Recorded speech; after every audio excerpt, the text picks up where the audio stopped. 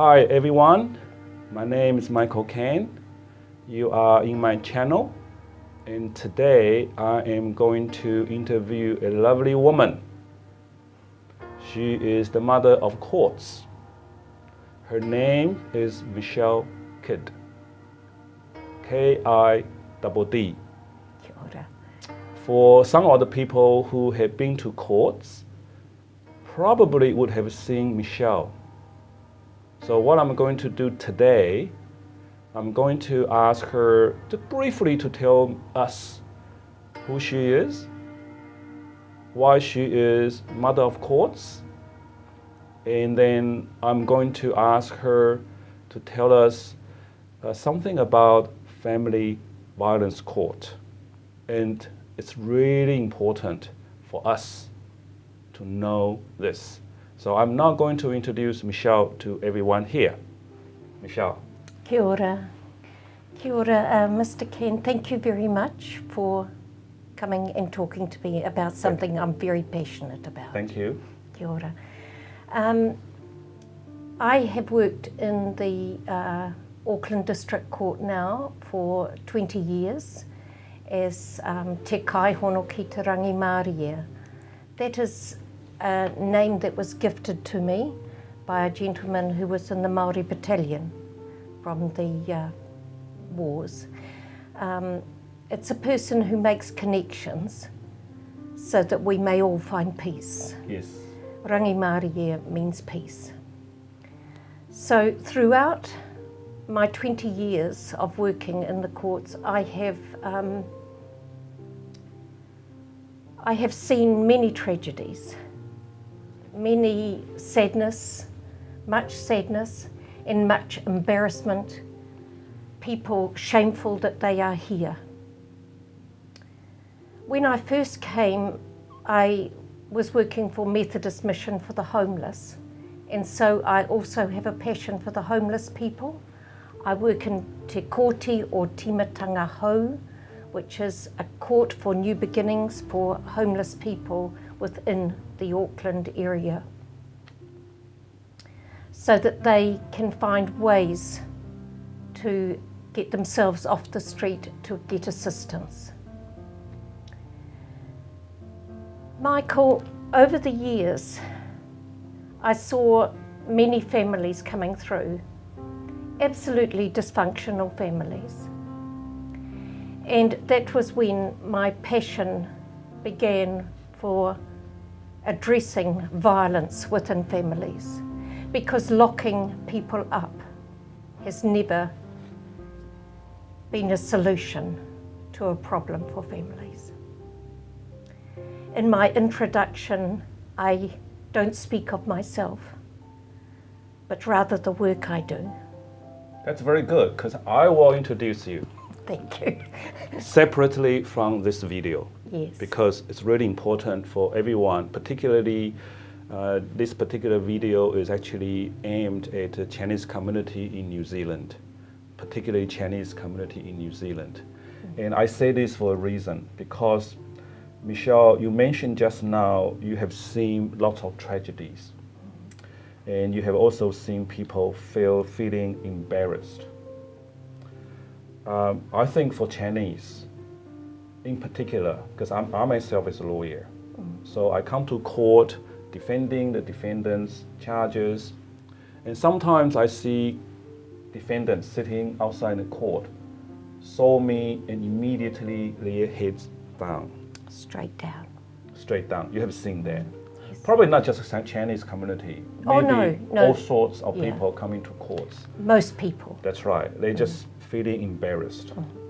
Yes. But your philosophy, as I always remember, you always tell them, don't be afraid No. coming to this court. You are here for a reason, Yes. but you are here, Michelle, to help them. Yes. So this is the way I want to continue to talk about it, Yes. is which you touched a little bit about seeing people embarrassed. But I just want you to tell us the experience you have when you see people feeling embarrassed What is your experience when you deal with them? Do they say, "Oh, I shouldn't be here," or "I just don't know what to do"? Is there anyone can help me? What will be your experience? When most people come to court, they are like fish out of water. Yes. Because coming to a court is not a normal experience for the majority of people. Yes. It is a frightening experience. It is an experience that people who come from other countries, they want to liken the experience here in New Zealand to the experience perhaps in their own country. And we do not do things the same here in Tamakumakaurau, in Auckland, as they do in their own countries. Yes. You know, if someone comes from perhaps China or Vietnam, Europe, the English is not so bad because we began through colonisation, Yes. our court system through them. What we are doing now, though, is readdressing their way of doing things because it has not worked for New Zealand people. Yes, I see. So have you seen any improvements when you actually telling? Improvements, we have seen many improvements. The one improvement that I will tell you is that through the Family Violence Court, it comes from our land. Yes. It is not imposed by England or an American model. Yes. The Family Violence Court here in Auckland comes from us. It has evolved from New Zealanders, from those people who are born and raised in Aotearoa, with also the contribution of Chinese people, of people from all walks of life, whether they be poor or not. The method, which I'm sure you want to ask me about, the method of the Family Violence Court is therapeutic jurisprudence. Yes. From New Zealand. Yes. There is no number cap on the people that come to our Family Violence Court. You will find, and I say this to many people from many countries, particularly our Chinese people, who are new immigrants to New Zealand, they are so frightened and so scared of going into a dock to talk about things that they should not have done. A lot of them actually feeling embarrassed. Oh, and fearful. Yes. They are full of fear, and I feel their fear. Yes. Because so often when we come from other cultures, we think that nobody else behaves like this. Yes. When in fact, all cultures behave like this. Yes. It is when you come into our Family Violence Court, the first thing that you will see is that the judge sits there, he engages. Yes. On a guilty plea. He will say quite often to the person who is in the dock, rather than to the lawyer. Yes, indeed. Feeling like I have been just sitting there as an audience. Yes, rather than a lawyer. Absolutely. But he will say, why? Why did this happen? Yes. Because he knows that most people do not behave like this. No, exactly. And it is almost like it is the fire of the moment that has created such an upheaval within a family. Then the engagement continues, and even if it is an interpreter is needed, it does not matter. The interpreter then will translate to the judge exactly what the person standing in the dock is. Yes. Many things bring us to this situation.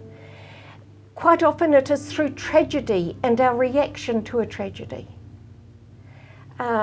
It is alcohol, it is drugs that has then fueled the fire of violence.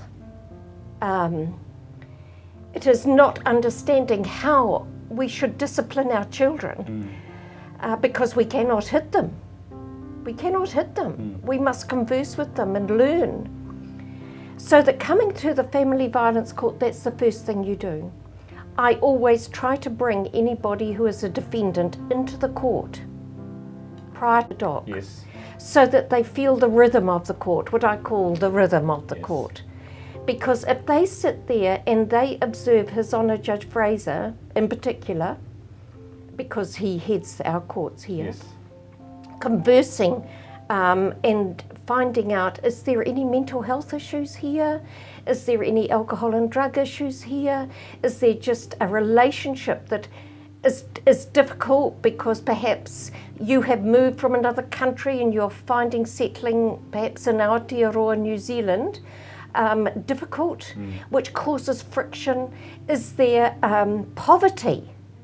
Poverty, you know, there is an old saying by one of the great Irish writers, you know, when poverty comes in the door, love flies out the window. Yes, because it adds pressure to the relationship, To the relationship. And you want to give your children the best. Yes. And you want to educate your children the best. But when you are poor, all you are doing is struggling. Number one, to pay a high rent. Number two, to pay for the food. Number three, to pay for the clothing. Then we look at what we think is important to us, Yes. which is education. Yes. Education, Yes. education. Yes. So that these aspects can be looked at. They can be then teased out. And His Honour will then ask for ways in which, how can we help you? And suddenly, the person standing in the dock realises, these people are here to help me. And listen to them. Yeah. Isn't that so important? And quite often, you know, even you have seen me Yes. with people who are living in tragedy and fear. I will quite often open the dock door and hop in with them, Yes. just to hold their hand or to hold them while they are shaking in fear, and then you will feel that they are quiet. Now, after that happens, then we are referred to either alcohol and drug, to anger management programs, to couples counselling once the anger management, because you must address yourself first before you can readdress your marriage or Yes. your relationship. All of these things are then taken into account. Restorative justice is taken into account, Yes. where the defendant can say to the victim, by this stage they're called a victim, no longer a complainant, they're called a victim on a guilty plea. We can say, we are so sorry for what we have done. I am sorry I hurt you. I'm sorry I hurt your feelings. And I'm sorry if it was physical. Because you see, even if it's physical, it still affects you emotionally. Oh, indeed. It affects you mentally. Yes. All the other parts, because we can't divide ourselves up No into way. little bits. No way. So all of those aspects, we then have an opportunity to not only say we are sorry, but the victim has an opportunity to accept an apology Yes. and to say, I don't want this to ever happen again. So there's all those aspects, and then we keep coming back for monitoring. It doesn't matter what His Honour sends. We can have community link in court, which is from the Ministry of Social Development. We fought hard to get them, and we got them into not only Auckland, but we have them in Manukau now as well, community link in court, so that all those aspects of poverty, of being able to actually get to a program, you know, because sometimes people do not have the capacity to even get the bus to the, No. you know, poverty is a damning thing. Yes. You know, it's the worst, for me, it's the worst sin of all, that we allow people to live in poverty. But all of these aspects are then dealt with, and then we come back for monitoring.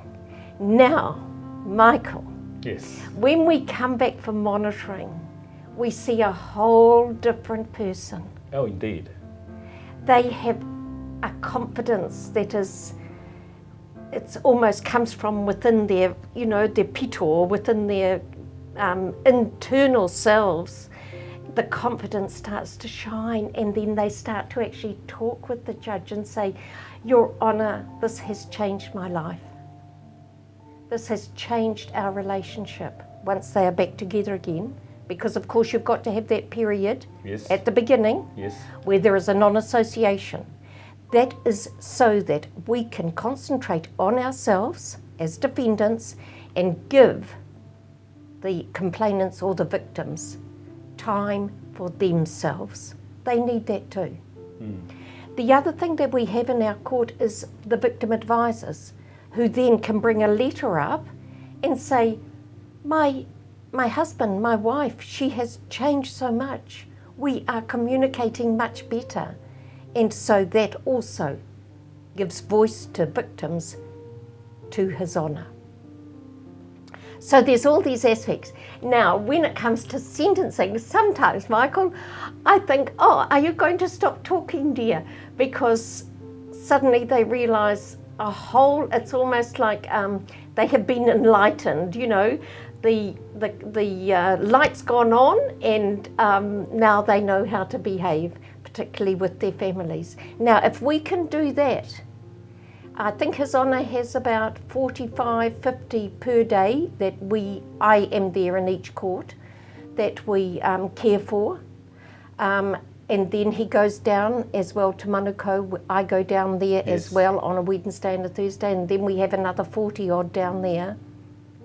Very, very long days for His Honour. Oh, very long days for me, because I'm not getting older. Yes. Although, you know, and wiser. A little bit. And His Honour has such a passion for it though, Michael.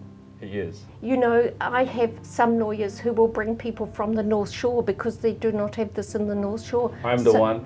I know, you can put your hand up.